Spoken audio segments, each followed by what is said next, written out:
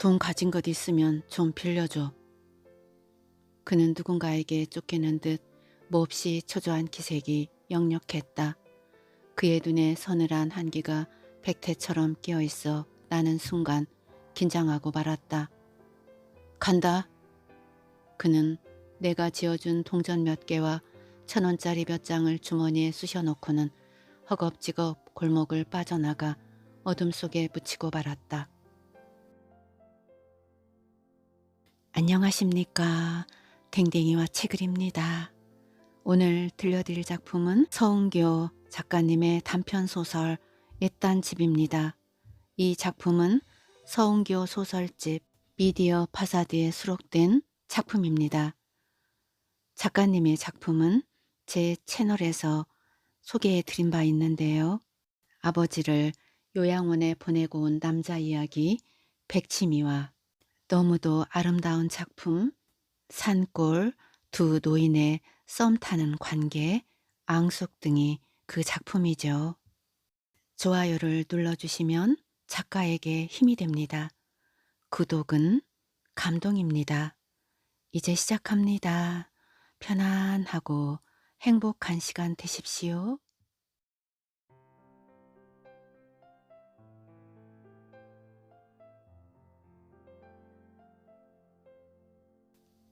조용하던 마을이 갑자기 소란스러워지기 시작했다.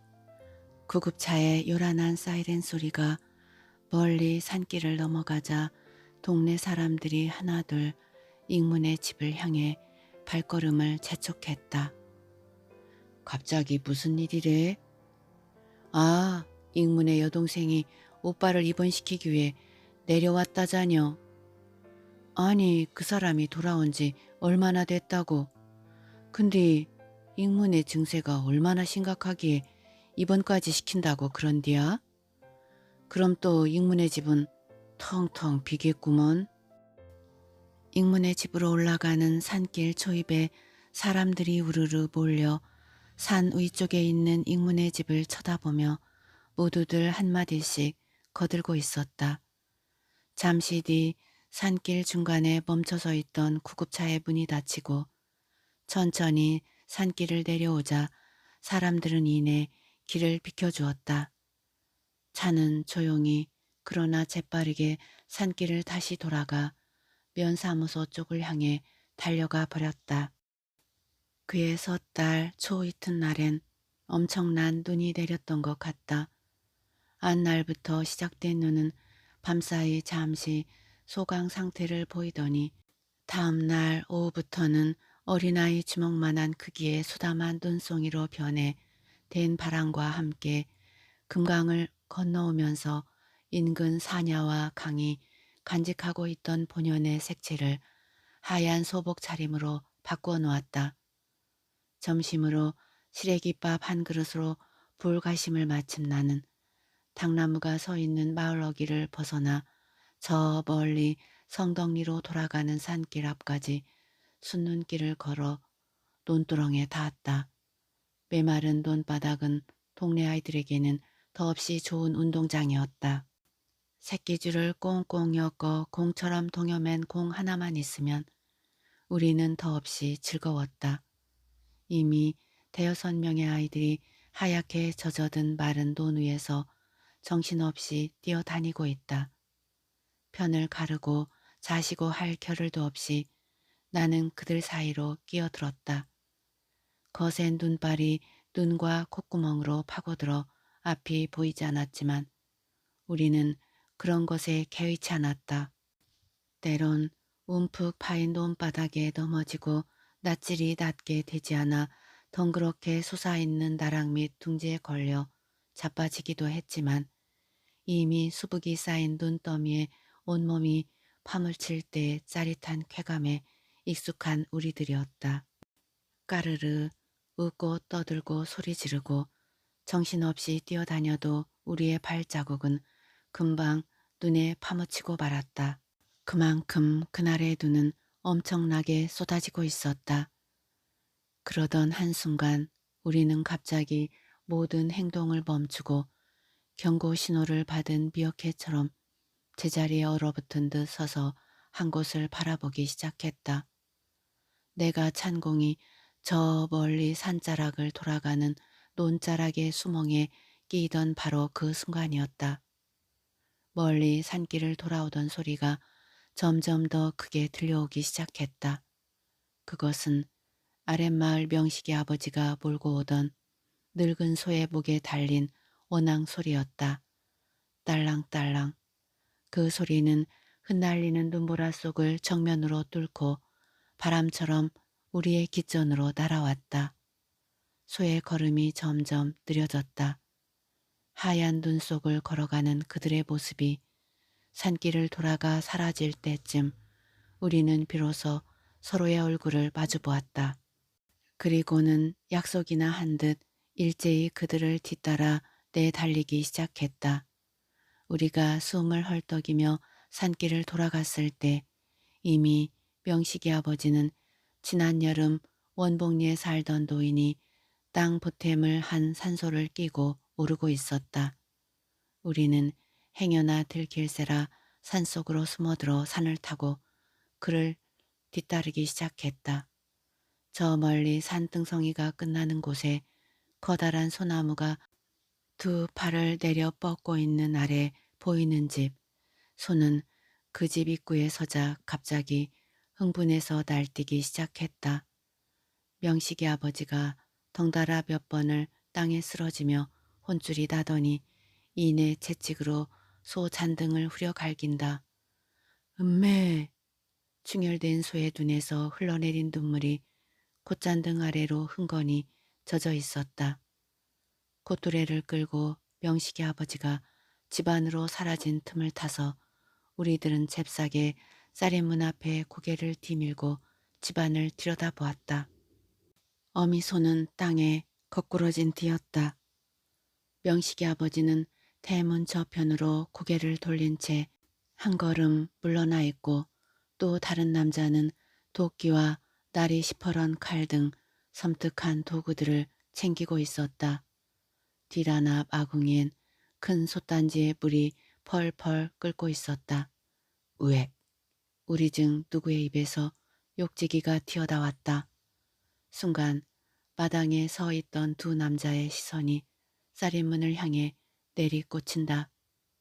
추위 때문만은 아닌 또 다른 한기가 온몸을 덮쳐오기 시작했다. 다음 순간 누가 번절할 것도 없이 우리는 죽을 힘을 다해 다시 산길을 되돌아 내달렸다.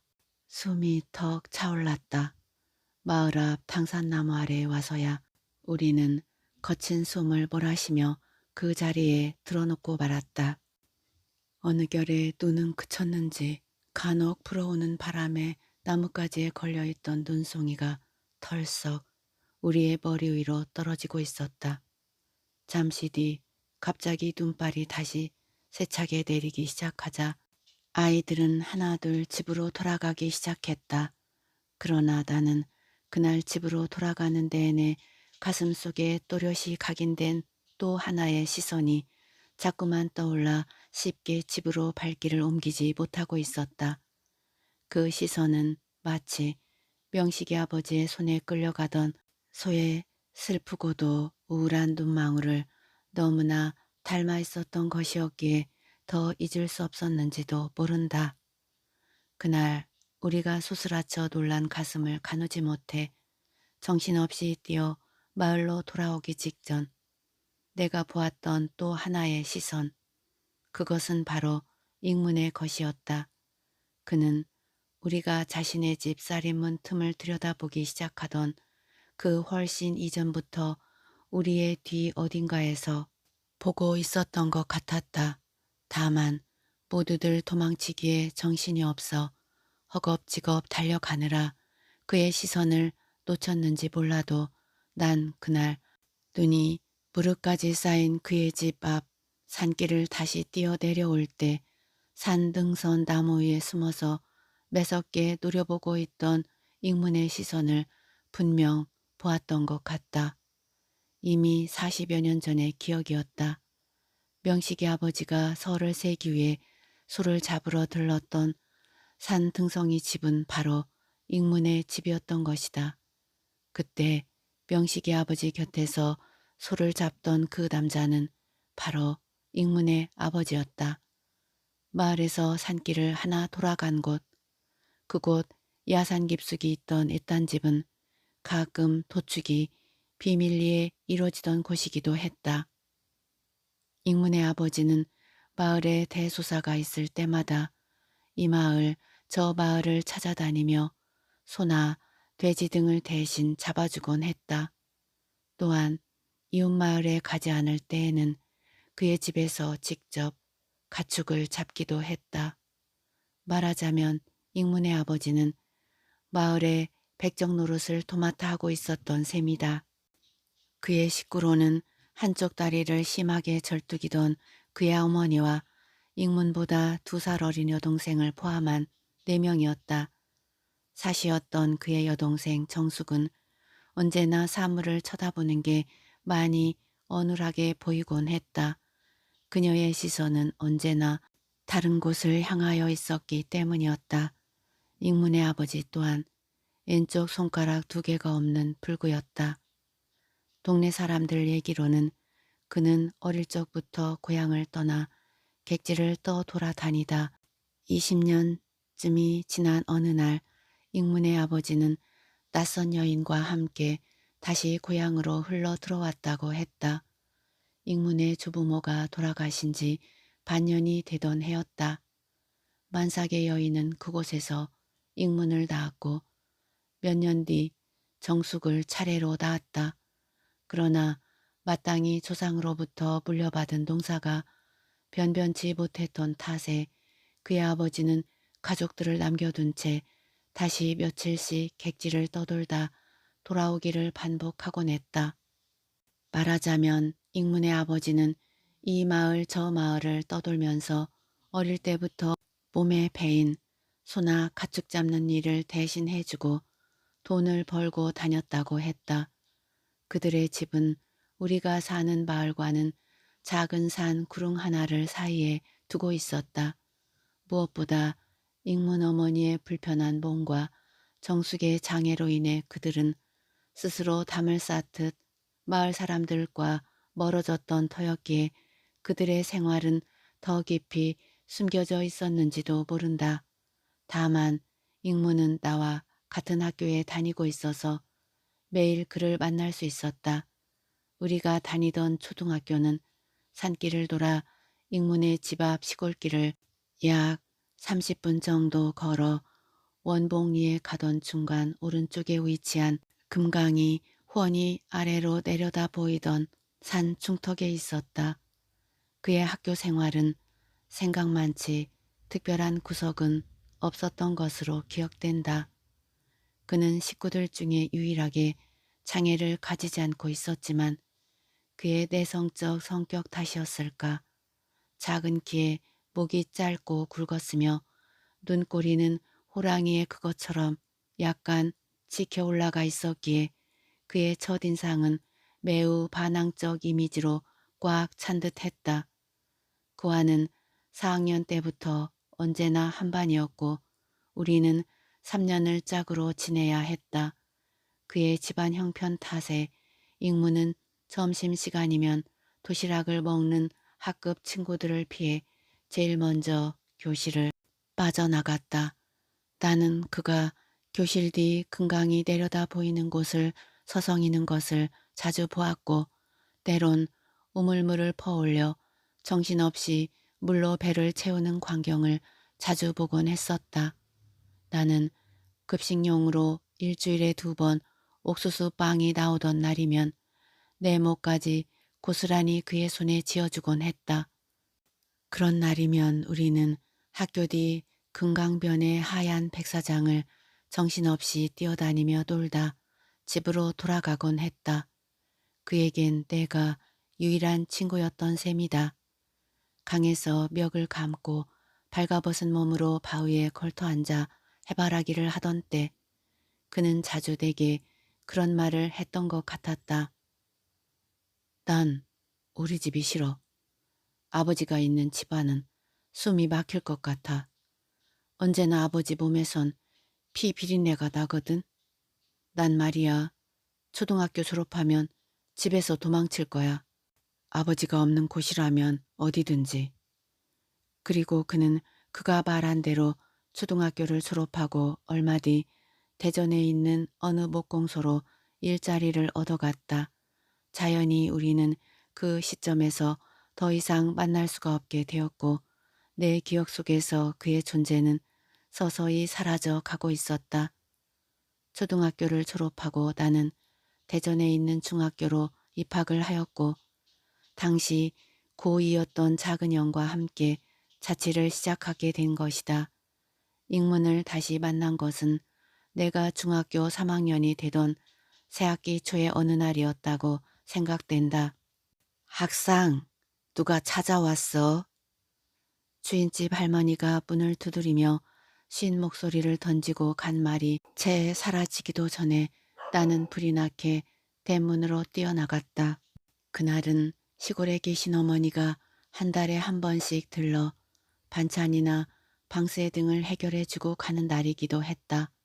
그러나 문 앞에 선 사람은 어머니도 아버지도 아닌 바로 익문이었다. 초등학교를 졸업하고 3년 만에 만난 얼굴이었다. 뜻밖의 그의 방문에 어리둥절해 있을 무렵 그가 목소리를 낮춰 내게 말했다. 돈 가진 것 있으면 좀 빌려줘. 그는 누군가에게 쫓기는 듯 몹시 초조한 기색이 역력했다. 그의 눈에 서늘한 한기가 백태처럼 끼어 있어 나는 순간 긴장하고 말았다. 간다. 그는 내가 지어준 동전 몇 개와 1,000원짜리 몇 장을 주머니에 쑤셔넣고는 허겁지겁 골목을 빠져나가 어둠 속에 묻히고 말았다. 나는 그가 사라진 골목 끝자락을 한동안 바라보다 집으로 들어왔다. 그리고 대문 옆에 던져진 주인집 석간신문을 펴들었다. 갈마동에서 10대 4명 패싸움. 그중 한 명은 칼에 찔려 중태. 칼을 휘두른 범인은 도주. 경찰 수배령. 마을엔 벌써부터 소문이 자자했다. 그가 돌아온다. 그동안 우리 마을에서 익문의 존재는 여전히 30여 년 전 코올리게 초등학생의 모습으로만 기억하는 이들이 많았다. 그래서인지 실로 뜻밖의 그의 기양을 두고 몇몇 동네 사람들은 저마다 그간의 그의 행적에 대해 추측성 말을 하는 사람들이 많았다. 익문이 말여 그동안 몇 번 감옥에 들락거렸단 소문이 있던데 맞아? 글씨 몇 년 전까지 그랬다는 말을 들었는데 얼마 전엔 대전에 있는 도축장에서 일하고 있다는 걸 본 사람이 있다고 하더랴. 그에 비해 그 자식이지. 호박에 줄 친다고 수박이 대간디? 백정의 피가 어디 가느냐 말여. 안 그려? 너무 그러지들 말어.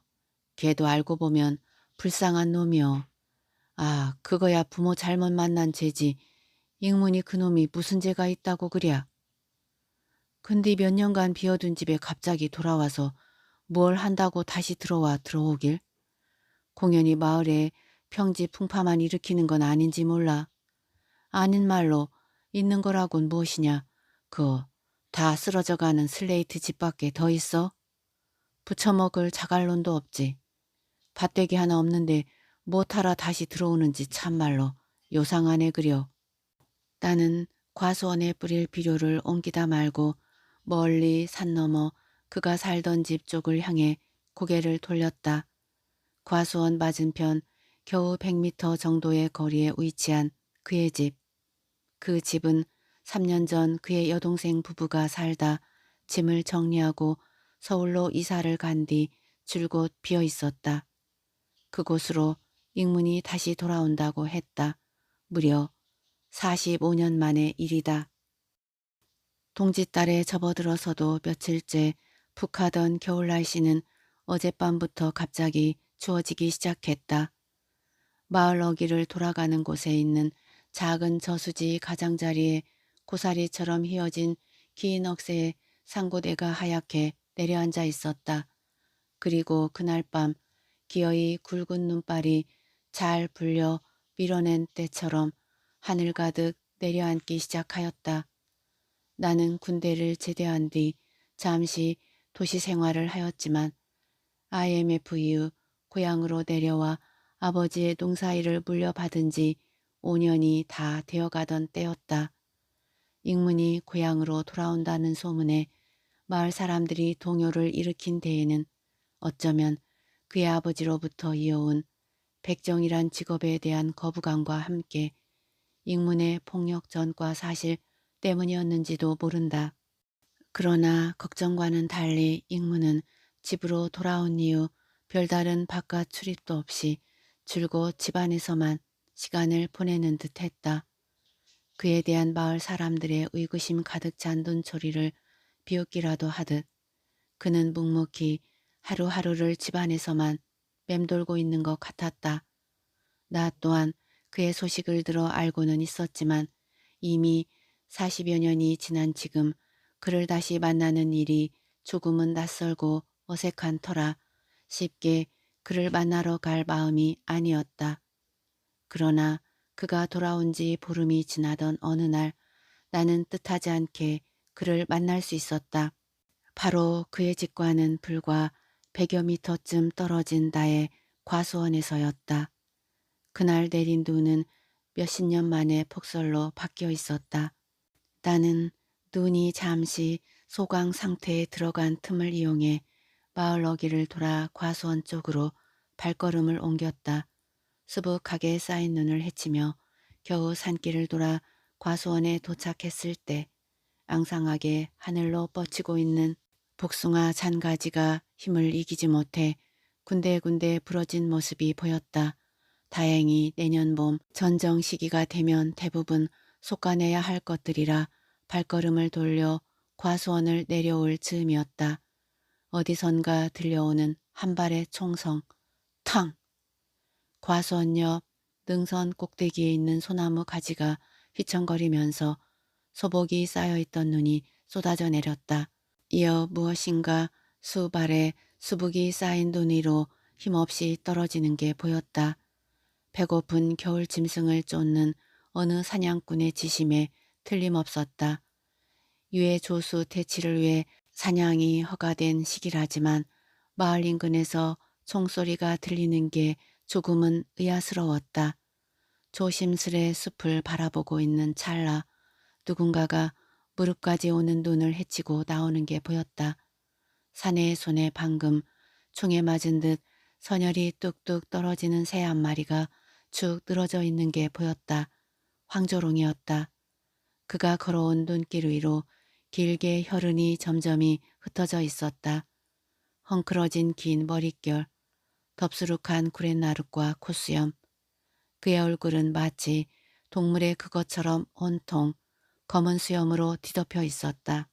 그리고 그 속에서 유난히 번뜩이는 눈동자, 그는 바로 익문이었다.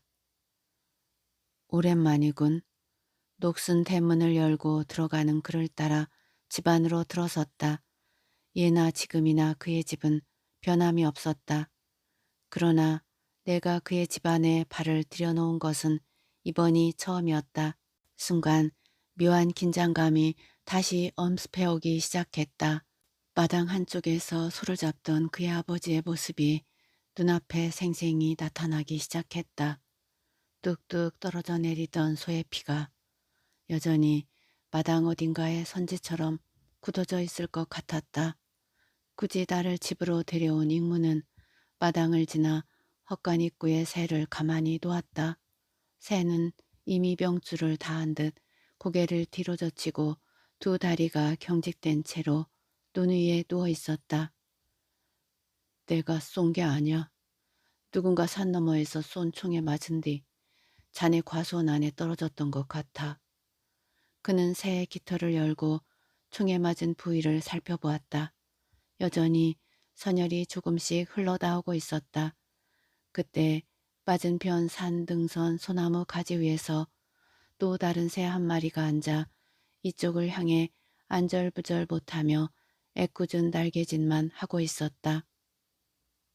한번 짝을 지으면 평생을 같이 한다는 황조롱이. 새는 나뭇가지 위를 이리저리 옮겨다니면서도 시선은 멎은 듯 익문의 헛간 쪽을 향해 고정되어 있었다. 바로 그때 헛간에 죽은 듯 버려져 있던 새가 갑자기 퍼덕거리기 시작했다. 새의 고통스런 몸짓이 날개짓을 통해 고스란히 전해지는 듯해 나는 잠시 미간을 찌푸려야 했다. 그들의 서로를 향한 애타는 몸짓은 그 후로도 한동안 계속되는 듯 했으나 그것도 잠시 익문이 총에 맞은 새의 목덜미를 손으로 눌러버리자 이내 새는 잠잠해졌다. 어차피 회생하지 못할 정도로 상처를 입고 저토록 힘겨워하느니 차라리 고통 없이 보내려는 뜻이었겠지만 나는 그 모습에 고개를 돌리고 말았다. 벌써 40여 년이나 지났네 그려. 그땐 고마웠다. 언제 내가 저녁 식사라도 대접을 해야 하는데. 그는 오래전 나를 찾아와 돈을 빌려간 사실을 얘기하고 있었다. 참, 자네한테 부탁이 하나 있는데 들어줄 텐가? 그는 오랜 생각 끝에 내린 결정인 듯 쉽게 말을 꺼내지 못하고 있었다. 자네가 우리 집사람을 좀 설득시켜 줄 수 있겠는가? 함께 여기 들어와 살면 좋으련만 도무지 내 말엔 눈도 깜짝하지 않으니 원. 그의 얼굴에 짙은 구름이 드리운 듯 침통한 표정을 쉽게 떨치지 못하고 있었다. 나는 그동안 마을에서 떠도는 소문처럼 그가 어떻게 살아왔는지, 왜 혼자 아무도 없는 고향으로 돌아왔는지에 대해선 불문율처럼 물어볼 수가 없었다. 며칠째 내린 눈으로 도로 가장자리엔 차가 지나갈 때마다 튀기고 간 흙탕물을 뒤집어 쓴 쌓인 눈더미가 흉물스럽게 버티고 있지만 이면도로엔 여전히 길 중앙까지 눈이 수북이 쌓여 있었다. 익문은 조치원으로 가는 국도를 벗어난 이면 도로로 접어들어 좁은 소로를 고개 하듯 차를 몰다 작은 개울 앞 어느 집 앞에 차를 세웠다. 머지않은 곳에서 개들이 일제히 짖어대기 시작했다. 차에서 내리자 먼저 비릿한 고기 냄새가 코를 파고든다. 집 입구엔 한약재를 다리는 기구들과 앞찾기 그리고 한약 배치를 포장할 수 있는 기계들이 어지러이 놓여 있었고 마당을 지나 뒷안으로 이어진 곳에서부터 시작되는 슬레이트 건물은 바로 견사였다. 익문은 나를 세워둔 채로 먼저 견사문을 열고 안으로 들어갔다. 안에서 일제히 철창에 갇힌 개들의 움직임이 요란하더니 개들이 짖기 시작했다. 나는 그를 따라 살짝 안을 엿보았다. 굵은 철창의 행렬은 양쪽 끝이 보이지 않을 정도로 길게 이어지고 있었다. 철창 아래로 100여 마리는 좋게 되어 보이는 개들이 뿌려놓은 분뇨에서 역한 냄새가 포를 파고들자 나는 곧바로 자리를 피해버렸다. 앉지? 백열등 불빛이 더 답답하게만 느껴지는 방 안에 들어서자 그는 나를 맞은편 자리로 안내했다. 번듯한 음식점이 아니라서 미안하네. 내가 하는 사육장이야. 요즘은 마누라가 대부분 일을 맡아 하지만 이젠 이 일도 지긋지긋해. 어릴 적부터 보고 자라온 탓인지 결국은 이 길을 걷게 되더라고. 제대로 배우길 했나. 번듯한 재주가 있나. 60이 다 될 때까지 내가 걸어온 길은 아버지가 하던 일을 대물림을 하는 방법밖에 없더군. 그는 내게 무슨 부탁을 하려고 여기까지 데려온 것일까. 무엇보다 놀라운 건 그의 아내가 이 넓은 견사 일을 꾸며가고 있다는 사실이었다. 익문은 왜 남자도 하기 힘든 이 일을 아내에게 맡기고 혼자 고향에 돌아와 은둔 생활을 하듯 지내고 있는 것일까? 그의 아내는 어떤 여자일까? 담배를 꺼내던 그의 손이 파르르 떨렸다. 그러고 보니 그의 손떨림 현상을 본 것은 이번이 처음은 아닌 것 같았다. 바로 며칠 전 황조롱이의 멱을 눌러 채 덜 끊긴 숨통을 끊던 날도 나는 그의 손에서 이는 작은 경련을 분명히 보았던 것 같았다. 이봐, 뭘 그리 꿈을 대고 있어. 술상부터 봐오라니까. 그가 갑자기 방문을 향해 소리를 지른다. 아마도 그의 아내를 부르는 것 같았다. 잠시 후 마루를 걸어오는 발자국 소리가 들리더니 이어 방문이 열린다. 왜 이렇게 소란스럽대유? 두 손 두 발 다 놓고 저 혼자 팔자 좋게 늘어져 지날 땐 언제고 마누라나 자식 먹여 살리기 싫다고 혼자 선비처럼 하느라 세워라 하고 지내니 어때유? 좋쥬? 그럴 것이요. 짧은 파마머리에 앞치마를 두른 여인이 들으란 듯 큰 소리를 지르며 방 안으로 들어선다. 그녀의 콧잔등에 한겨울인데도 땀방울이 송골송골 맺혀 있다. 30대 중반으로 보이는 여인은 생각보다 미인형의 얼굴이었다. 그녀는 들고 온 술상을 익문과 나 사이에 내려놓았다. 그만하지 못해? 친구 앞에서 이게 무슨 버릇없는 말버릇이오. 그녀는 그제야 나를 힐끗 쳐다보며 가볍게 고개를 숙인다. 죄송해요. 이가 워낙 변변찮아서. 그러나 그것도 잠시 그녀가 다시 익문을 향해 마주 앉는다. 그의 손의 경련이 더 심해졌다. 그래요. 당신이란 양반, 이젠 이 생활이 지겹다고 했지요? 당신은 그 한마디로 끝날지 몰라도 내겐 아직도 내 목줄이 달린 일이란 말이에요. 그래서 이젠 내가 개도 잡고 탕도 끓이고 그만두라니까. 방 공기를 깨듯 소리를 지른 익문이 술 석 잔을 연거푸 마시고는 방을 나가버렸다. 그는 점점 더 심하게 경련을 일으키는 자신의 손을 내게 보여주기 싫어서인지 한 손으로 떨리는 다른 손을 꼭 쥐고 있었다. 열어젖힌 방문 너머에서 담배 연기 한 자락이 흘러 들어왔다. 초면에 실례가 많았구먼요. 저도 저희가 왜 저러는지 이해를 하죠. 하지만 생명줄처럼 해온 이 일을 그만두고 시골로 들어가자니 그게 말이나 되는 소리여야 말이죠. 그녀는 잠시 짬을 두는가 싶더니 금방 말을 이어왔다. 여태껏 친구라고 한 사람을 한 사람도 못 봤어요. 아저씨가 처음이네요. 그래서 말인데 그동안 시골에 가 있으면서 저희한테 무슨 말 들은 건 없어요? 왜 갑자기 다 때려치우고 농사나 짓자고 고집을 부리는지. 난감했다. 그가 고향으로 온 후 다시 만난 것이 오늘이 두 번째가 아니던가. 갑자기 후회가 밀려왔다. 아무리 그의 집안 내력이나 그의 지난 행적이 꺼름직하긴 했어도 우리는 친구가 아니었던가. 그런 그에 대해서 난 여태껏 아무것도 모르고 있었다. 아니 어쩌면 의식적으로 그를 피하고 있었는지도 모른다. 그런 나에게 지금 이 여인은 남편과 친분이 가장 두터울 거라는 전제하에 내게 하소연하고 있는 것이었다. 글쎄요. 전혀 그런 말은 워낙 말이 없던 친구였어요. 그래요? 그렇다면 아무래도 그것 때문인지도 모르겠네요. 저희가 고향으로 가기 한 달 전쯤부터 밤에 가위에 눌리곤 했거든요. 새벽에 일어나 보면 저희가 마치 숨이 끊어질 듯 경기를 자주 일으켰어요. 온몸이 땀으로 젖어 허공을 보며 누군가 자신의 목을 누른다면서 그때는 온몸을 엮어놓은 듯 꼼짝도 못했어요. 사지를 비틀며 바들바들 떠는 모습을 보노라면 저도 소름이 끼치곤 했어요. 아무래도 그 일이 발단이 아니었나 싶네요.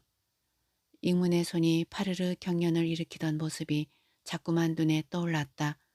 과연 그것이 그를 고향으로 돌아오게 한 원인이었을까? 죄송해요. 처음으로 친구분을 모시고 오셨는데 제가 이런 강짜 쓰는 모습을 보여서 들여보낼 테니 술이나 한잔 하세요. 그녀가 자리에서 일어나 나간 지 얼마 되지 않아서 익문이 다시 방으로 들어왔다. 그의 몸에 가득 배인 니코틴 냄새가 다시 방 안을 떠돌았다. 에이, 마누라라고 있는 게 뭔. 말을 들어먹어야지. 자, 한잔 하지. 그는 아까 먹다 남은 술잔에 술을 가득 채웠다. 무슨 일인가 이 사람아. 버젓하게 가정을 두고 혼자 고향에 내려와 있다니. 자네 부인이 걱정을 많이 하고 있자는가. 그는 술잔을 따르더니 단숨에 마셔버린다. 그래, 우리 집 집안 내력이야 자네가 제일 잘 알지 않는가. 백정으로 이어온 집안 내력이 싫어 어릴 적엔 집을 뛰쳐나가고 싶었지. 한때는 반항하듯 사고도 치고 돌아다녔다. 소년원에도 가고 깜빵에도 가고. 하지만 말이야. 그런다고 내 집안의 내력과 내게 각인된 어린 시절의 충격적인 트라우마는 씻기지 않았어. 집안 곳곳에 배어있던 피 비린내와 달아오른 솥단지에서 생명줄 끊긴 육신에 익어가는 냄새. 어느 날 출소를 하고 보니 백정의 자식이란 그 초석과도 같은 내력 위에 전과자란 낙인이 하나 더 붙어 있었어.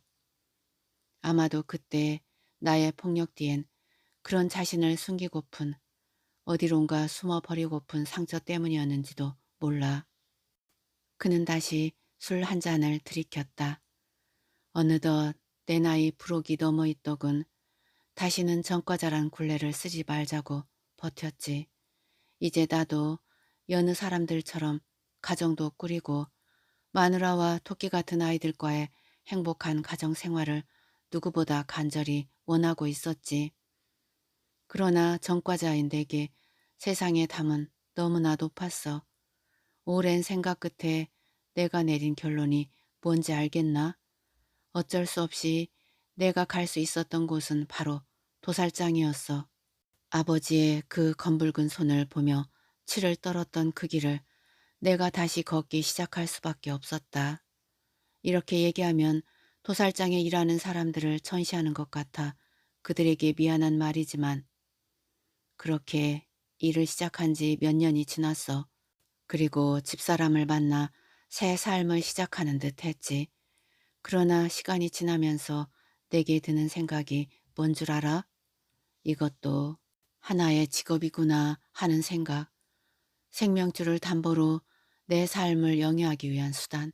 하하, 난 그렇게 자위하고 싶었어. 나는 말없이 그를 쳐다보았다. 그렇게 난 자신의 멍에에 면죄부를 찍고 싶었는지도 모른다. 그러나 어느 날부턴가 내게 찾아온 이상한 증상들, 악몽과 가위에 눌리는 끔찍했던 그 순간들은 비록 몇 초간의 찰나적인 증상이었지만 죽을 만큼의 고통으로 찾아오곤 했다. 그때 그의 손이 다시 떨리기 시작했다. 순간 그의 눈에서 긴장한 빛이 역력했다. 그의 증세는 조금 전 내가 보았던 것보다 훨씬 더 심각한 수준이었다. 그의 손에서 시작된 떨림은 이미 그의 팔과 다리를 거쳐 온몸으로 이어지고 있었다.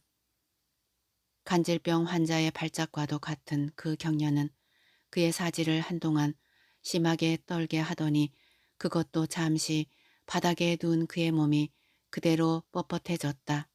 순간 그의 갑작스런 행동에 내가 당황해 어찌할 바를 모르고 있는 사이 방문을 밀치고 그의 아내가 뛰어 들어왔다. 그녀의 손놀림은 마치 수없이 그런 행동을 보아온 듯 그래서 어떻게 대처해야 하는지를 훤히 꿰뚫고 있는 것처럼 능숙하고 신속했다. 나는 문턱에 서서 그런 그들의 모습을 쳐다만 보았다.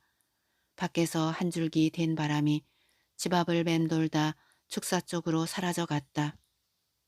그날 익문이 경련에서 깨어난 것은 약 30분이 지난 뒤였다.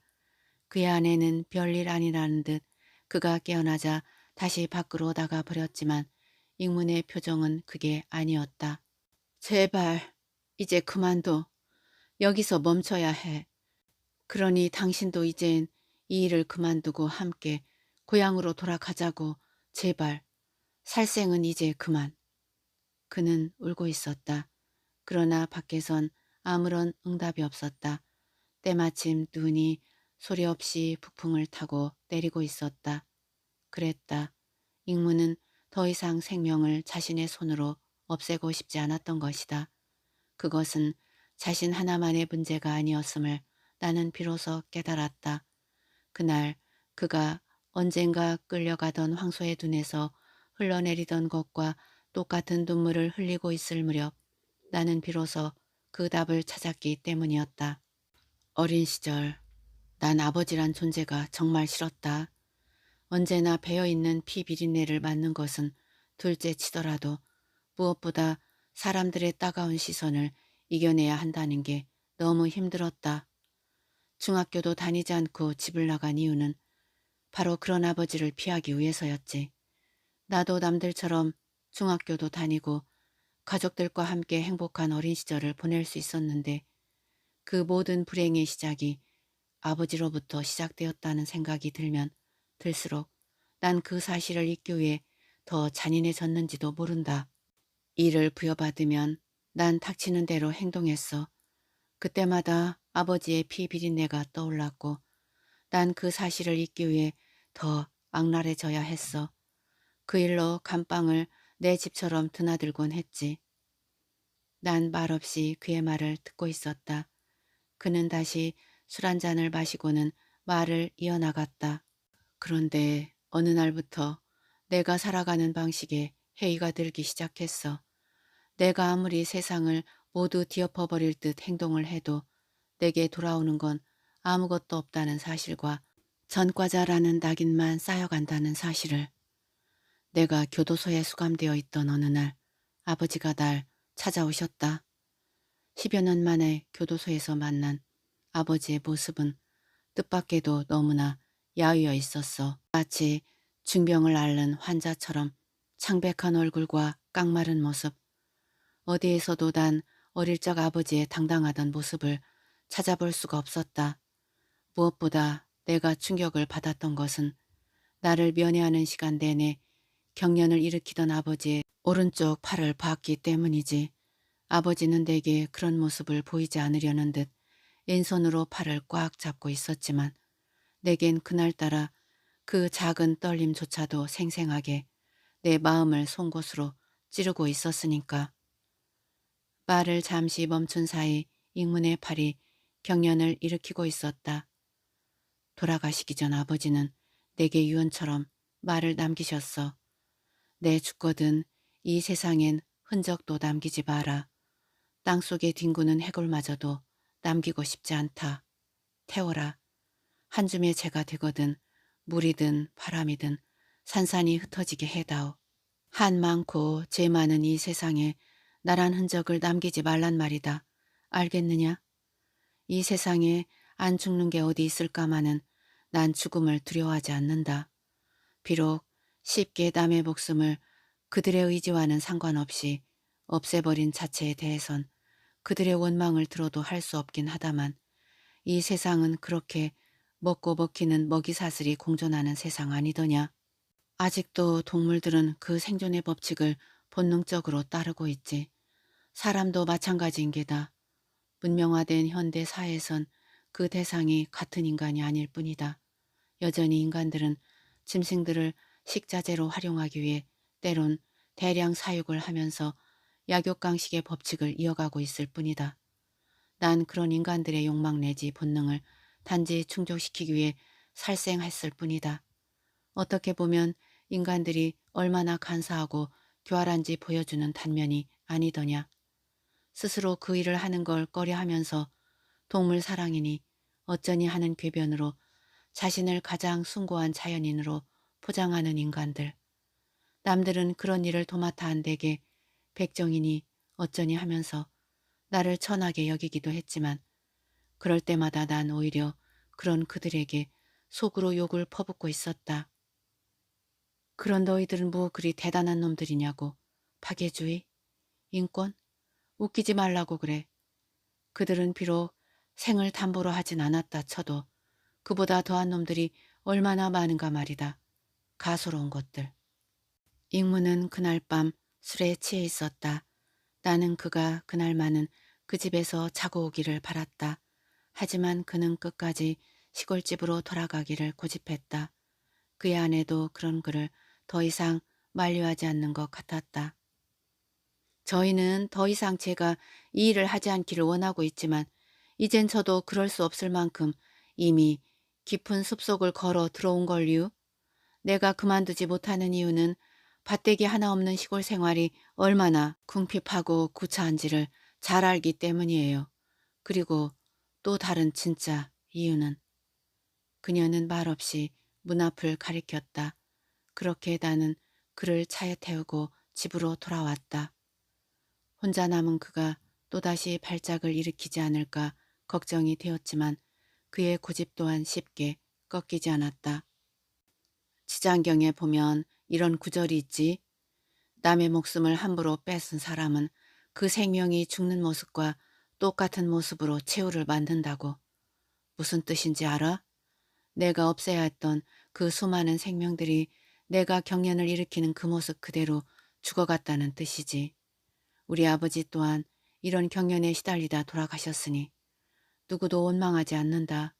모든 걸 있는 그대로 받아들일 수밖에. 그의 발작은 이틀째 계속되고 있었다. 나는 수시로 그의 집을 방문해서 그의 동태를 살폈지만 그는 지금처럼 그냥 옆에서 지켜봐 달라는 의지를 굽히지 않았다. 그러나 나는 도저히 그 상황을 묵과할 순 없었다. 급기야 그의 여동생에게 전화를 했고 나의 전화를 받고 정숙이 달려온 후에야 그는 응급차에 실려 집을 떠나갔다. 저도 어쩔 수 없어요. 제겐 목숨을 걸고 지켜줘야 할 일이 하나 더 남아있거든요. 그의 아내는 끝내 모습을 보이지 않았다. 난 그녀가 왜 익문의 집으로 돌아오려 하지 않는지 그제야 그 이유를 알 것 같았다. 그날 그녀의 곁에서 말없이 달을 올려보던 작은 망울 하나, 바로 익문의 6살 난 아들이었다. 그 뒤 나는 그의 집을 볼 때마다 어릴 적 피비린내 나고 가축의 고통스런 비명만이 내 귀를 생생하게 맴돌던 참담한 기억과는 달리 바람 앞 등불처럼 위태롭게 이어오던 비극과도 같은 어느 가족사 앞에 던져진 기구한 삶에 대한 의구심과 허무함을 동시에 느껴야만 했다. 그것은 가난한 삶의 소용돌이 같은 대물림 속에서 인동초로 살아야 했던 그들의 비극적인 운명을 예고한 곳이었는지도 모른다. 익문은 그런 자신들의 운명을 그렇게 해석하곤 했다. 어머니와 여동생의 불구 또한 윗대로부터 이어온 유전자였다고 생각할 때가 많았다. 나 또한 방황 속에서 내 인생의 불구자가 되었던 것을 보면 그가 떠나던 날도 맞은편 산등성이에 담은 황조롱이 한 마리가 그의 집을 바라보며 애타는 몸짓을 하고 있었다.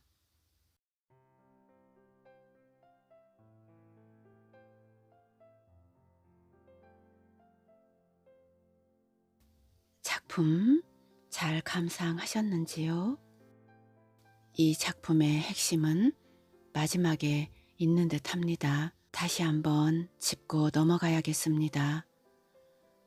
익문이 한 말이죠. 지장경에 보면 남의 목숨을 함부로 뺏은 사람은 그 생명이 죽는 모습과 똑같은 모습으로 최후를 맞는다고요. 공평한 원리군요. 저에게도 어떤 트라우마가 있었습니다. 수면 속에 가라앉았다고 생각했는데 이 글을 읽으면서 생각이 났어요. 그날의 날카로운 예침과 색깔 그리고 핏빛 냄새까지도요. 저는 농촌에서 자랐어요. 친구 집에 있는 황소나 저희 집에 있는 황소나 친구처럼 다정한 사이였죠. 그러니까 친구 집에 놀러 가면 애양간에 있는 황소와 먼저 인사를 나누곤 했죠. 그 크고 깊은 눈, 선량하기 이를 데 없는 황소의 눈과 마주치곤 했답니다. 하지만 황소는 약육강식의 법칙에 따라 어느 날 난데없이 친구 집에서 황소를 잡았어요. 황소의 울음소리는 온 동네가 떠나갈 듯 메아리 되어 다시 돌아오기도 했죠. 그 소리를 듣는 게 얼마나 고통스러웠는지. 하지만 한 차례 술 파티가 끝나고 난 뒤 더 큰일이 일어났어요. 소의 누런 가죽이 그대로 방치되어 있었거든요. 이곳에서 쳐다봐도 자리를 옮겨 바라봐도 소 가죽은 그대로 거기에 있었어요. 그 냄새, 그 누런 색깔, 어른들의 폭력이 사람들에게, 어린아이들에게 어떻게 큰 상처를 주었는지 성장하면서 내내 그 기억을 떨쳐버릴 수 없게 했는지를 거기 모인 사람들은 몰랐을 거예요. 끝까지 함께 해주셔서 고맙습니다. 좋은 작품 써주신 작가님께도 존경과 감사함을 전합니다. 다음 작품으로 또 만나요.